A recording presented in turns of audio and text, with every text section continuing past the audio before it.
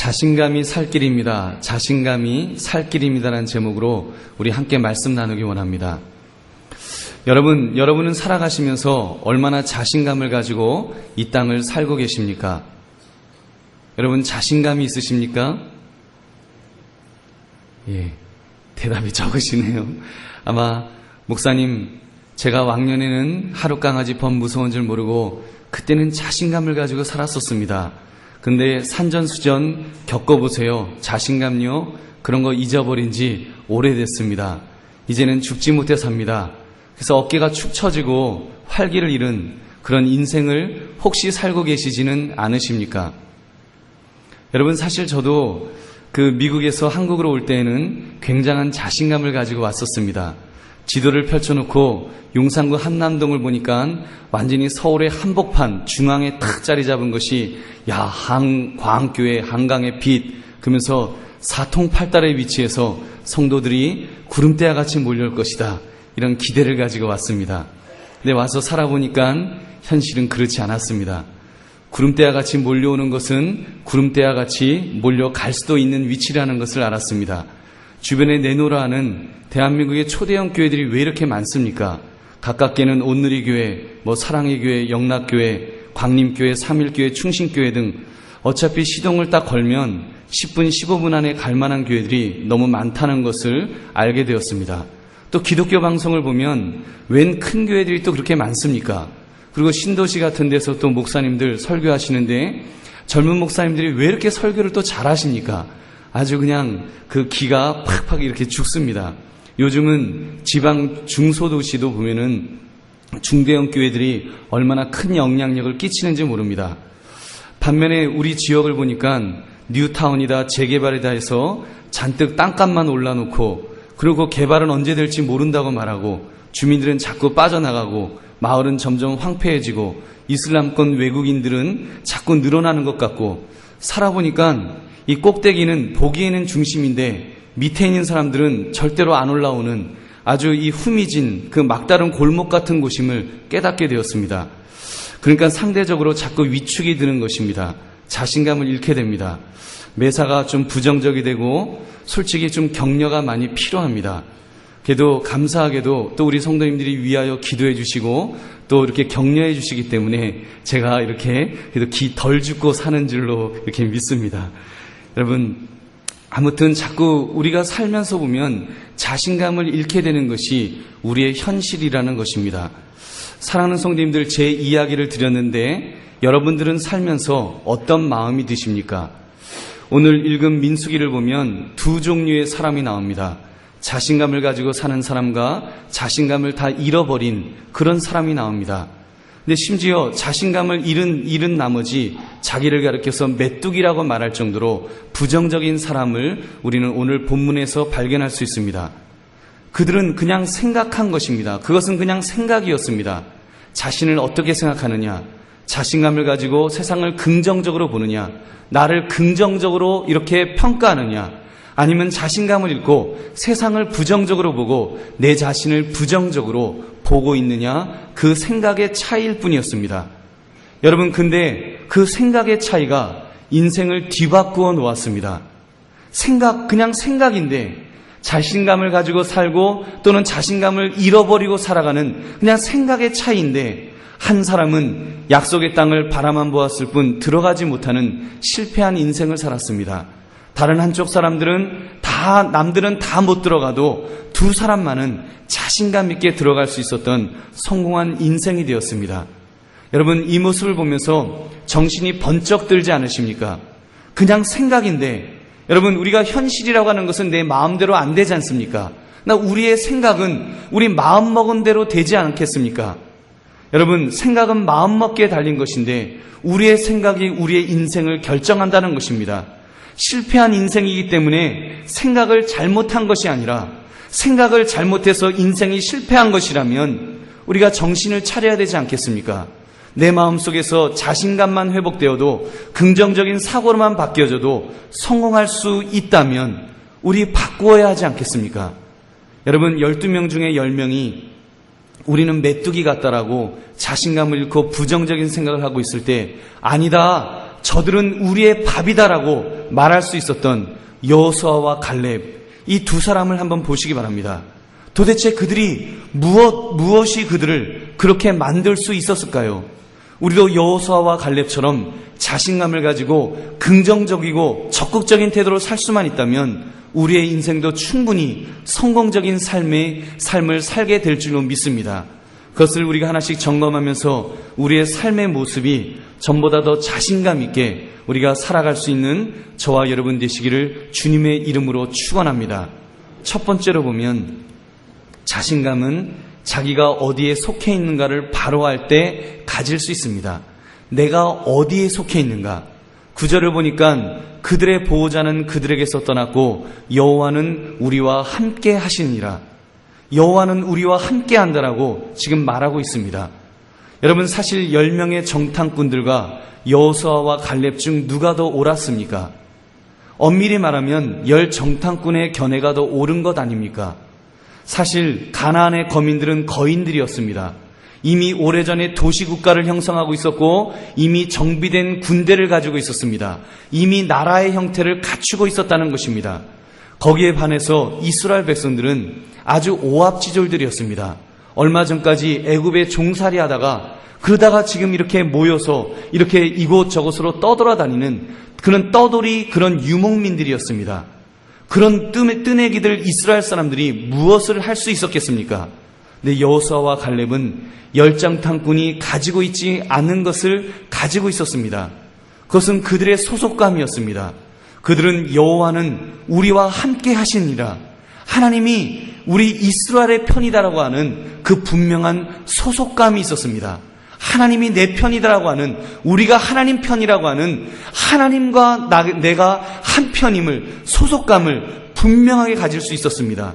여러분, 하나님이 나의 편이시다, 나는 하나님 편이다, 이 소속감이 분명하면 세상이 감당할 수 없는 존재가 되게 될 줄로 믿습니다. 왜 그렇습니까? 내 힘이 아니기 때문입니다. 내 힘이 아니라 전능하신 자의 능력이 나와 함께 하시기 때문인 줄로 믿습니다. 여러분, 그 대표적인 인물이 성경에 나옵니다. 우리가 여러 번 보았던 다윗입니다. 어린 목동 다윗입니다. 그의 형들은, 군인들은, 심지어 사울왕조차도 골리앗이라는 거인 장수 앞에 벌벌 떨고 있었습니다. 자신감을 완전히 상실했습니다. 군인이기를 포기했습니다. 왜 그렇습니까? 그들은 하나님이 자기들의 편이라는 사실을 잊어버린 것입니다. 너무 거인 앞에서, 너무 어마어마한 대적 앞에서 그 두려움에 떨면서 그들은 누구 편인지, 누가 자기들 편인지를 잊어버린 것입니다. 그러나 어린 다윗은 아니었습니다. 그는 칼과 단창을 의지하지 아니하고 만군의 여호와가 나와 함께 한다고 하는 그 믿음을 가지고 나아갔습니다. 하나님이 내 편이시다, 하나님이 내 편이시기 때문에 내가 돌팔매를 가지고 가도 내가 이길 수 있다고 하는 믿음을 가지고 나아갔다는 것입니다. 여러분, 하나님께서는 하나님을 자기 편으로 여겼던 다윗을 통해서 골리앗을 죽이는 그런 위대한 승리를 주셨던 것입니다. 여러분, 내가 어디에 속해 있는지를 여러분 분명히 한번 생각해 보시기 바랍니다. 제가 한 얘기를 더 드리겠습니다. 어느 똘똘한 아이가 이렇게 말했답니다. 어떤 분이 일본에서 살게 되었는데 초등학교 다니는 아들이 일본 아이들한테 이지메, 왕따를 이제 당했다는 것입니다. 일본 아이들이 한국 아이라고 이렇게 때리더라는 것입니다. 그래서 아버지가 너 그거 맞지 마라 하면서 내가 너를 뒤를 봐줄게 그러면서 책임짓게 하면서 아이에게 용기를 주셨답니다. 그래서 아이가 이제 맞지 않고 아주 용기 있게 이렇게 살았는데, 더 놀라운 것은 그 아들이 아버지에게 나를 동네 그 야구팀에 들어가게 해달라고 부탁을 하더랍니다. 그러면서 그 이유는 자기가 야구부에 들어가면 야구부원들이 힘이 세기 때문에 학교에서 감히 야구부원들이 건드리지 못하기 때문이라고 이렇게 말했답니다. 어린 초등학생이 이미 그걸 다 읽은 것입니다. 어디에 힘이 있는지, 어디에 속하면 이렇게 그 힘을 발휘할 수 있는지를 알았다는 것입니다. 그래서 그 아드님이 일본에 있는 동안에 야구부에서 운동도 아주 열심히 하고 아주 아이들과 좋은 관계를 유지했다고 하는 해피엔딩의 그런 이야기입니다. 여러분, 그렇습니다. 우리가 이 땅을 살아가면서 내가 어디에 속해 있는지를 알게 된다면 여러분, 우리는 자신감을 가지고 살게 되는 줄로 믿습니다. 여러분은 어디에 속해 있습니까? 여러분 한번 따라 하시기 바랍니다. 나는 하나님에게 속해 있습니다. 나는 하늘에 속한 사람입니다. 나는 한강교회에 속한 사람입니다. 여러분 믿으십니까? 여러분, 우리의 분명한 소속감이 있어야 됩니다. 내가 참으로 분명한 소속감을 가지고 내가 하나님의 편에 있다, 하나님이 나의 편에 있다, 이거를 분명히 깨닫게 된다면, 여러분 분명한 소속감을 가지고 산다면 우리는 자신감 있게 이 땅을 승리하며 살게 될 줄로 믿습니다. 두 번째는, 자신감은 자부심을 가질 때 가질 수 있습니다. 그 자부심을 가질 때 가질 수 있습니다. 소속감을 가지는 것 다음으로 중요한 것은 자신에 대해서 자부심이 있어야 됩니다. 지금 여호수아와 갈렙은 분명한 자부심이 있었습니다. 8절을 보면 여호와께서 우리를 기뻐하시면 우리를 그 땅으로 인도하여 들이시고 그 땅을 우리에게 주시리라. 여호와께서 우리를 기뻐하시면, 다시 말해서 하나님은 우리를 기뻐하신다, 우리를 사랑하신다, 우리와 함께 하신다라고 하는 그 분명한 자부심이 있었습니다. 여러분, 소속감이 있는데 자부심이 없는 경우도 종종 있습니다.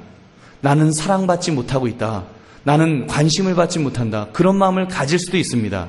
가정에서도 보면 특히 둘째 컴플렉스가 있습니다. 우리 둘째 누님이 가끔 이런 이야기를 했었습니다. 언니는 맞이라고 사랑을 듬뿍 받았고 동생은 막내라고 사랑을 받았는데 나는 중간에 끼어가지고 나는 찬밥이었다. 나는 사랑을 못 받았고 난 외톨이로 있었고 잡초처럼 컸다. 무늬만 자식이지 난 데려온 아이처럼 그렇게 컸다라고 그렇게 말을 했었습니다. 여러분, 맞는 이야기입니까? 둘째들 맞습니까? 여러분, 아닙니다. 여러분, 10손가락 중에 안 아픈 손가락이 어디 있습니까? 부모님이 안 사랑하는 것 아니지 않습니까? 사실은 부모님이 사랑하는 더 이렇게 관심을 쏟는 것은 그 자녀가 아플 때, 그 자녀가 연약할 때, 좀 심하게 말하면 좀 말썽을 피울 때 그 자녀에게 더 관심을 쏟게 되어 있습니다. 우리 작은 누님은 굉장히 어려서부터 철이 들었습니다. 그러니까 듬직하니까 이렇게 좀 덜 부모님이 오히려 의지하는 그런 입장에 있었는데 그를 사랑을 못 받았다고 그렇게 오해를 하더라고요. 여러분, 사랑을 못 받았다고 생각하면 자존감이 떨어지게 되어 있습니다. 자부심이 떨어지게 되어 있습니다. 근데 여러분, 분명한 사실은 하나님이 우리를 사랑하신다는 사실을 분명히 믿으시기 바랍니다. 하나님이 우리를 공평하게 사랑하십니다. 여러분, 우리 한 사람 한 사람을 참으로 사랑하시는 줄로 여러분 믿으십시오. 왜 제가 그 말씀을 드리는가 하면 하나님께서 하신 일을 점검해 보면 알 수 있습니다. 여러분, 나를 사랑하시는데, 우리를 사랑하시는데 얼만큼 사랑하셨습니까? 독생자 예수 그리스도를 십자가에서 죽이시기까지 사랑하셨습니다. 제가 이야기를 하도 많이 하니까 이제 그 말이 별로 이렇게 감동이 없으시지요. 하도 많이 하니까. 여러분, 근데 한번 그 이야기를 조금 바꾸어서 한번 이야기해 보십시오. 예수님이 우리를 위해서 죽으셨다, 나를 위해서 죽으셨다. 그냥 죽으시지 않으셨더라도 만약에 훌륭한 사람이 나를 위해서 신장을 한번 떼어주었다고 한번 해보십시오. 눈을 하나를 여러분 한번 기증해 주었다고 한번 생각해 보십시오. 목숨을 준 것이 아니라 신장만 하나만 떼어줬어도, 근데 그 신장이 한 이명박 대통령이 떼어줬다고 한번 해보십시오. 그러면 여러분, 우리의 그 존재감, 그 자부심이 얼마나 크겠습니까? 내 몸속에 대통령의 신장이 있다. 그러면 여러분, 얼마나 자부심을 가지고 살 수 있겠습니까? 여러분, 성경이 말씀하는 것은 우리를 주님께서 사랑하시는데 그 피를 흘리시기까지, 목숨을 바치시기까지 우리를 사랑하셨다고 말씀합니다. 여러분, 우리 값이 얼마인 줄 아십니까? 우리가 얼마나 존귀한 자들인 줄 아십니까? 예수님의 피값을 주고 사셨다라고 성경은 말씀합니다. 여러분, 그러므로 우리가 그 사실 앞에서 참으로 주님 앞에 우리 자신들의 존재감을 다시 한번 확인하시기 바랍니다. 그 고린도전서 6장 20절 보니까 값으로 산 것이 되었으니라고 했습니다. 값으로 산 것이 되었으니, 우리를 값으로 샀다 그랬습니다. 예수님의 피값으로 사셨습니다. 여러분 한번 따라 하시기 바랍니다. 나는 비싸다. 나는 비싼 존재이다. 여러분 믿으십니까? 값으로 매길 수 없을 정도로 여러분 하나님께서 우리를 그렇게 사랑하시고 또 사랑하신 그런 존귀한 존재라는 사실을 분명히 믿으시기 바랍니다. 제가 한 가지만 더 말씀드리면 여러분 우리의 존재만으로도 우리의 존재감만으로도 우리는 참으로 존귀한 자들입니다. 왜냐하면 우리를 하나님이 만드셨기 때문입니다. 여러분 우리를 하나님이 만드셨기 때문에 얼마나 존귀한지 한번 생각해 보십시오. 하나님의 작품입니다. 여러분 우리의 가치는 존재에 있지 소유에 있지 않습니다. 내가 얼마나 많은 것을 가졌는가, 얼마나 많이 배웠는가, 얼마나 예쁜가, 얼마나 몸짱인가, 이것이 우리의 존재를 결정하지 않습니다. 사실은 여러분 우리가 이미 소유가 아니라 존재하는 것만으로도, 내가 이 땅을 살아가고 있는 것만으로도 우리는 가치가 있는 존재인 줄로 믿습니다. 왜냐하면 하나님이 만드셨기 때문에, 제가 그 예를 다시 드리겠습니다. 만약에 빈센트 반 고흐라고 하는 유명한 화가가 있습니다. 그 사람이 작품을 그립니다. 그분이 이제 캔버스에 그림을 그리는데 예쁜 꽃을 그렸다고 한번 해보십시오. 아주 화사하고 눈부실 정도로 아름다운 꽃을 그렸습니다. 그러면 그 그림이 가치가 있겠습니까? 없겠습니까? 있지요. 무지하게 가치가 있습니다. 그런데 이번에는 그 고흐가 그림을 그리는데 캔버스에 다 찌그러진 깡통을 그렸습니다. 더럽고 묻은 그런 깡통을 그렸습니다. 그러면 사람들이 야, 이 그림은 가치가 없다. 어떻게 더러운 찌그러진 깡통을 그렸냐. 이건 아무것도 아니다. 여러분 버리는 사람이 있겠습니까? 만약에 고흐가 말하기를 이 작품이 내 일생일 때 걸작품이다. 이렇게 말했다면 여러분 그 작품이 얼마나 존귀한 것입니까? 뭐가 그려져 있기 때문에 가치가 있는 것이 아니라 여러분 고흐가 그렸기 때문에, 고흐가 인정하기 때문에 가치 있는 것인 줄로 믿습니다. 하나님께서 우리를 만드시고 하나님께서 말씀하시기를 심히 좋았더라 하시면서 우리를 향해서 걸작품이라고 기묘하심이라고 말했습니다. 시편 139편 14절 내가 주께 감사하옴은 나를 지으심이 심히 기묘하심이라. 영어로는 I will praise you for I am fearfully and wonderfully made. 여러분 wonderfully 들리시죠? 원더풀 들리시죠? 여러분 우리를 만드시는데 원더풀하게 그렇게 만드셨더라고 성경은 분명히 말씀하고 있는 것입니다. 여러분 믿으시기 바랍니다. 여러분은 참으로 존귀한 자로 하나님이 보시면서 하나님이 최고다, 정말 걸작품이다, 원더풀이다라고 이렇게 인정하시는 그런 자부심을 가지고 살아가시는 저와 여러분 되시기를 바랍니다. 사랑하는 성도님들, 우리가 진정한 자부심은 그러므로 하나님 안에서만 가능한 것입니다. 자부심이란 자신을 다른 사람과 비교하는 것이 아닙니다. 얼마나 외모가 뛰어난지, 능력이 있는지, 많이 가졌는지, 많이 배웠는지 이런 소유에 있지 않다 그랬습니다. 진정한 자부심이란 존재에 있는 것입니다. 하나님 안에서 하나님이 나를 만드셨다라고 하는, 걸작품으로 만드셨다라고 하는 존재감을 느끼는 것입니다. 거기다 예수님의 피값으로 나를 사셨다고 하는 그 사랑이 느껴질 때 우리는 참으로 존재감을 느끼게 될 줄로 믿습니다. 그럴 때 여러분 우리가 그런 자부심을 가지고 살아갈 때, 그래서 우리가 자신감을 가지고 살아갈 때 세상이 감당할 수 없는 그런 존재가 되는 줄로 믿습니다. 여러분 특별히 지난주 말씀드렸던 여러분을 향한 하나님의 계획, 사명을 회복하시기 바랍니다. 그 사명만 회복하게 된다면, 하나님 안에서 존재감이 느껴지고 그 사명만 회복하게 된다면 여러분 자신감 넘치게 이 땅을 승리하며 살게 될 줄로 믿습니다. 세 번째로 자신감은 담대함을 가질 때 가질 수 있습니다. 9절을 보니까 그 땅 백성을 두려워하지 말라라고, 그들은 우리의 먹이라고, 그렇게 두려워하지 말라라고 말씀합니다. 두려워하지 말라, 담대하라고 권면하고 있습니다. 자신감은 담대함을 가질 때만이 가능합니다. 두려워하지 말라, 담대하라. 여러분 우리 인생에서 무엇이 가장 무서운 존재라고 생각하십니까? 힘센 사람이 가장 무서울까요? 여러분, 세계에서 제일 무거운 것을 들은 장미란 자매가 가장 무서운 존재일까요? 아니면 격투기 왕인 추성훈인가요? 그 선수가 가장 무서운 사람입니까? 여러분, 그렇지 않습니다. 제일 무서운 적은 여러분 다른 데 있지 않습니다. 내 마음속에 있습니다. 내 마음속에 있는 두려움이, 사실은 두려워하는 마음이 가장 무서운 적입니다. 그 두려움에 빠지면은요, 우리는 어떤 존재도 이길 수 없는 연약한 자가 될 수뿐이 없습니다. 여러분, 그런 이야기 들어보셨습니까? 어떤 사람이 모두 퇴근한 공장에서 홀로 작업을 하다가 냉동 창고 안에 갇혔다는 것입니다. 이 사람이 냉동 창고 문이 탁 닫히니까 두려움에 떨었습니다. 야, 큰일 났다. 다 퇴근했는데 나 이제 여기서 얼어 죽겠다. 냉동 창고 안에 갇혔기 때문에 나는 이제 얼어 죽을 거야. 그 두려움이 그 사람의 마음을 이렇게 사로잡았습니다. 그래서 점점 두려움이 들었습니다. 몸이 차지기 시작합니다. 이렇게 막 눈에도 성에가 끼는 것 같은 그런 무서운 마음이 들었습니다. 몸이 굳어지는 것을 느꼈습니다. 그 사람이 그러다가 결국은 이제 죽게 되었습니다.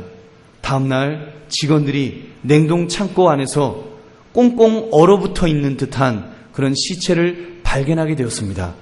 근데 그 창고는요, 알고 보니까 벌써 그 몇 개월 전부터 전기도 제대로 들어오지 않고, 더군다나 그 냉동 창고, 그것은 이미 그 망가진 그런 곳이었습니다. 그래서 온도가 겨우 이렇게 조금 냉기가 드는 그런 보통 온도였습니다. 근데 그 사람이 얼어 죽은 것입니다. 여러분, 어떻습니까? 무섭지 않습니까? 무슨 괴기 영화 같지 않습니까? 여러분, 어떻게 얼어 죽었을까요? 그 사람이 왜 얼어 죽었을까요? 심리학자들은 평가하기를 그 사람의 생각 속에서 내가 냉동 창고에 갇혀 죽는다는 두려움이 영상의 온도에서도 그 사람을 얼어 죽게 만들었다는 것입니다. 여러분, 우리 그런 이야기 하지 않습니까? 괜히 이상한 점쟁이한테 잘못 가면 안 됩니다. 점쟁이가 뭐라고 말합니까? 당신은 40살 되면 죽는다고. 그 말하고 나면 여러분, 그 사람 40살 되면 죽는다는 것 아닙니까? 왜 죽습니까? 두려움 때문에. 점쟁이가 40살에 죽는다고 말하니까 그 두려움 때문에 진짜 40살 되면 스스로 두려움에 빠져서 그냥 죽는 것입니다. 사랑하는 성도님들, 그러므로 저와 여러분은 이 두려움을 물리칠 수 있기를 바랍니다. 여러분, 두려움이 찾아올 때 우리는 그 두려움에 빠지면 이미 진 것입니다. 여러분, 세상을 향해서, 나보다 능력 있는 사람을 향해서, 환경을 바라보면서 주눅들지 마시기 바랍니다. 좀 담대할 수 있기를 원합니다. 여러분, 모세가 그 여호수아에게 너는 담대하라고 말한 것처럼 우리는 담대하기를 원합니다. 여러분, 자신감을 가지시기 바랍니다. 이 자신감은 하나님 안에서만 가능한 줄로 믿습니다. 우리가 자꾸 세상을 바라보기 때문에, 환경을 바라보기 때문에, 다른 사람을 바라보기 때문에 우리는 주눅이 되는 것입니다. 자신감을 잃는 것입니다. 두려움에 빠지는 것입니다. 여러분, 우리가 우리의 눈을 하나님을 바라볼 수만 있다면, 하나님을 바라보는 그 시각이 고정될 수만 있다면 우리는 자신감을 가지고 살아가게 될 줄로 믿습니다. 여러분, 그러므로 하나님을 신뢰하는 마음을 가질 때 우리는 안전감을 누리면서 살게 되는 것입니다. 안정감이란 하나님이 나를 지켜주신다는 확신입니다.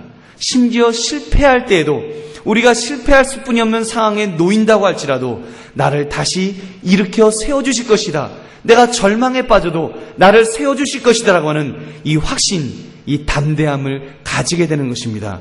여러분, 특별히 예수 그리스도의 십자가를 통해서 여러분 다시 한번 하나님의 사랑을 기억하시기 바랍니다. 우리는 사랑받는 존재입니다. 우리는요, 뭘 좀 실패했다고, 뭘 좀 잘못했다고 욕먹고, 그리고 너는 안 되라고 팽개쳐지는 그런 존재가 아니라는 것입니다. 여러분, 하나님은 우리를 사랑하십니다. 우리를 사랑하시고 또 사랑하시는데, 정말 예수 그리스도 하나님의 아들을 아끼지 않을 정도로 그렇게 사랑을 쏟아 부으시는 존재입니다. 여러분, 사랑하는 존재는 주눅드는 자들이 아닌 줄로 믿습니다. 여러분의 자녀를 사랑할 때 여러분의 자녀에게 어떻게 했습니까? 그들이 실수했다고, 그들이 뭘 좀 못한다라고 팽개치십니까? 너는 내 자녀도 아니다. 그리고 여러분 물리치십니까? 아니지 않습니까? 사랑하기 때문에, 내 자녀이기 때문에, 사랑하기 때문에 그래, 너 이번에 실수했지? 너 이번에 실패했지? 그래, 그래도 할 수 있어. 내가 너를 뒤를 봐줄게. 내가 너와 함께 한다. 내가 너의 그늘이 되어줄게. 반석이 되어줄게. 그러면서 여러분 격려하지 않습니까?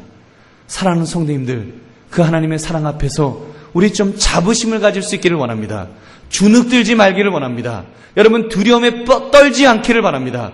두려움 속에 좌절하지 않기를 원합니다. 다시 일어서시기 바랍니다. 자신감을 가집시다. 여러분 하나님이 나를 사랑하시고 함께 하시기 때문에 자신감을 가지면서 이 땅을 참으로 승리하며 살아갈 수 있는 저와 여러분 되시기를 주님의 이름으로 축원합니다. 마지막으로 자신감은 자신이 가진 힘을 느낄 때 여러분 그 자신감을 회복할 수 있습니다. 여러분 내게 이미 있는 힘이 있지 않습니까? 여호수아와 갈렙은 자신들이 힘이 있다는 것을 알았습니다. 민수기 13장 30절 보니까 갈렙이 모세 앞에서 백성을 조용하게 하고 이르되 우리가 곧 올라가서 그 땅을 취하자 능히 이기리라. 능히 이기리라. 지금 능히 이기리라라고 그는 말하고 있습니다. 어떻게 그럴 수 있었을까요?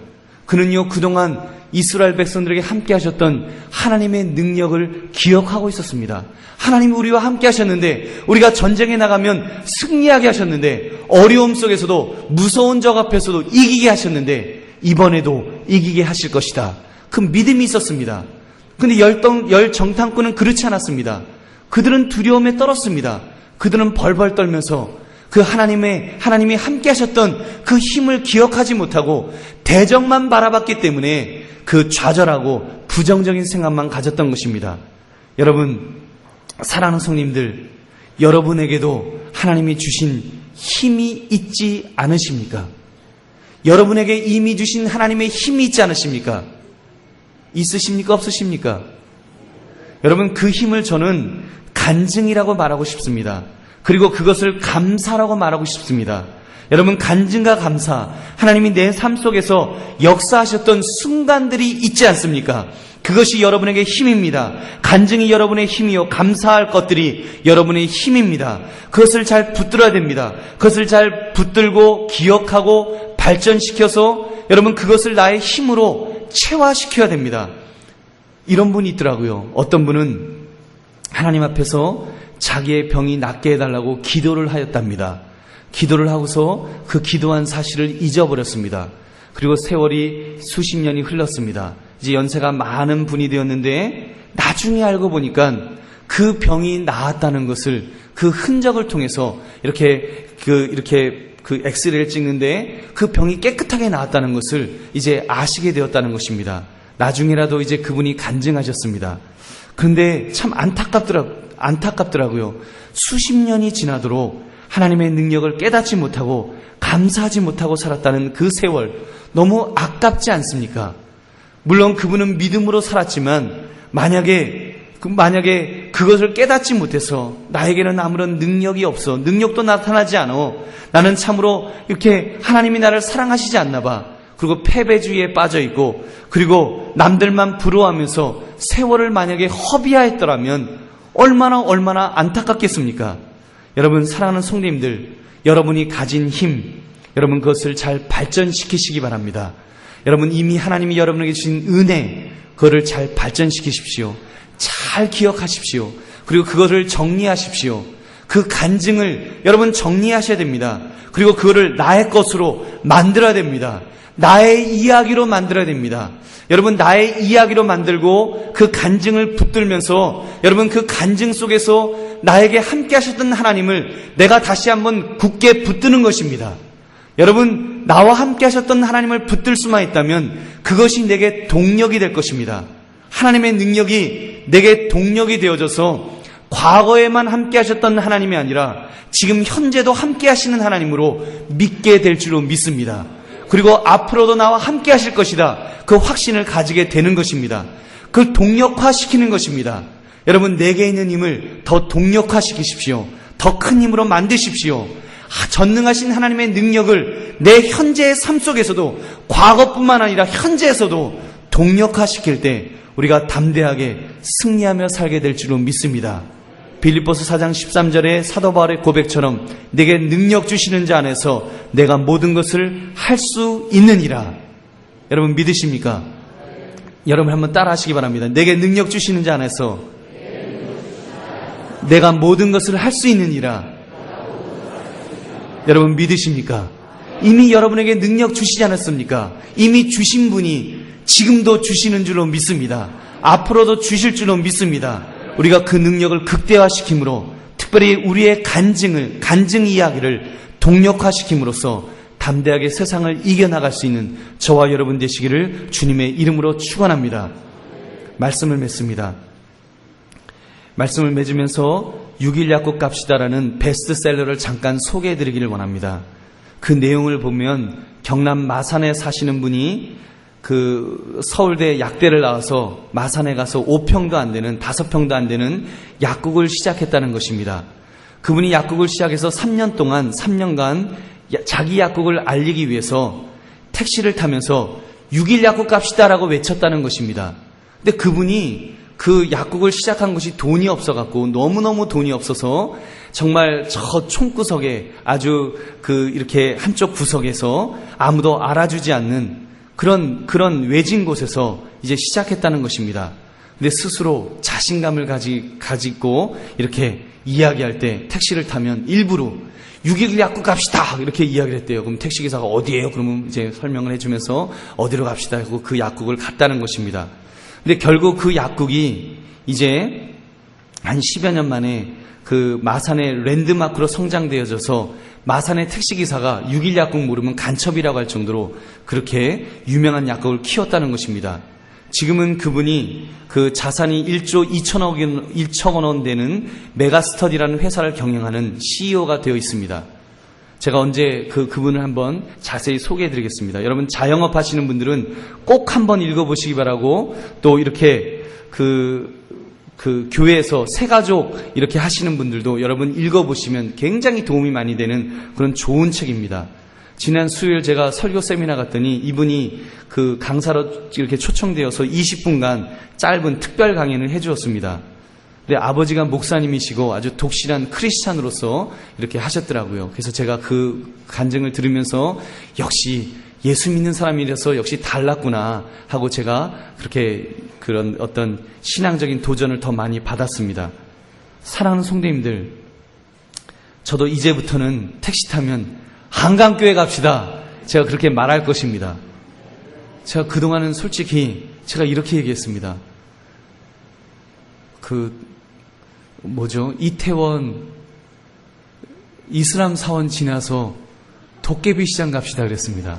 이게 뭡니까 도대체? 이태원 이슬람 사원 도깨비 시장, 이런 도깨비 같은 이야기만 제가 했습니다. 여러분 앞으로는 제가 한강교회 갑시다, 한남동 그 꼭대기에 있는 한강교회 갑시다, 제가 이렇게 이야기할 겁니다. 여러분도 그렇게 한광교회 갑시다. 근데 여러분 잘못 발음하면 한강교회 갑니다. 여러분 여러분 실수하면 안 됩니다. 한광교회 갑시다. 한남동 꼭대기에 있는 교회 갑시다. 이렇게 말씀하셔야 됩니다. 여러분들도 그렇게 한광교회 갑시다라고 그렇게 말씀하실 줄로 믿습니다. 우리가 그렇게 자신감 가지고 이제 살아가기를 원합니다. 사랑하는 성도님들, 그동안 살아가시면서 삶의 무게에, 실패에, 실망에 혹시 위축되어 있지는 않으셨습니까? 나보다 잘난 사람들과 비교당하면서 자신감을 잃어버리셨다면 여러분 우리가 오늘 말씀을 통해서 자신감이 회복될 수 있기를 바랍니다. 이제는 하나님 안에서 다시 한번 자신감을 가집시다. 여러분 내가 하나님에게 속해 있다는 사실만으로도 우리는 자신감을 가질 수 있습니다. 또 내가 하나님이 만드신 걸작품이라고 하는 이 존재감만으로도 우리는 자신감을 가질 수 있게 될 줄로 믿습니다. 좀 더 담대해집시다. 두려움을 이제는 떨쳐버립시다. 그리고 이미 내게 주신 능력이 있는데, 내게 간증이 있는데 이제는 간증을 동력화시키십시다. 나와 함께 하셨던 하나님을 붙들면서 이제 좀 더 자신감을 가지고 나가면, 여러분 다시 일어서면 하나님께서 우리를 붙들어 주실 줄로 믿습니다. 여러분 그러므로 인생을 살아가시면서 이제는 자신감을 가지고 모든 것을 긍정적으로 보시고 또 좀 더 적극적으로 살면서 자신감을 가지고 힘차게 살아갈 때 여러분 우리 인생을 통해서 하나님께서 우리를 좀 더 가치 있는 인생으로 만들어주시고 여러분 적어도 하나님 보시기에 성공적인 인생을 살았다라고 인정하시는 그런 삶이 되게 될 줄로 믿습니다. 우리 자신감을 회복하셔서 연세 많으신 분들 여러분 연세 많다고 위축되지 마시고 내가 모세는 80에도 쓰셨는데 하는 자신감 가지시고 살아가시고 또 혹시 실패한 분들이 있습니까? 여러분 하나님이 그런 것 가지고 하나님이 쓰신 것 아니지 않습니까? 여러분 하나님은 실패했던 그 베드로를 쓰셨습니다. 예수님을 부인했던 그런 베드로도 예수님이 다시 사명을 주셨습니다. 너가 나를 사랑하느냐 3번씩이나 물으시면서 그런 베드로를 일으켜 세우셨습니다. 못 배웠으면 어떻습니까? 베드로는 많이 배웠나요? 여러분 예수님의 제자들이 많이 배운 사람 별로 없지 않습니까? 여러분 그런 거 생각하지 마시고 우리가 주님 안에서 자신감을 회복하셔서 이제는 힘있게 이 땅을 승리하며 살아가시는 저와 여러분 되시기를 주님의 이름으로 다시 한번 축원합니다. 기도하겠습니다. 우리 함께 통성으로 기도하겠습니다.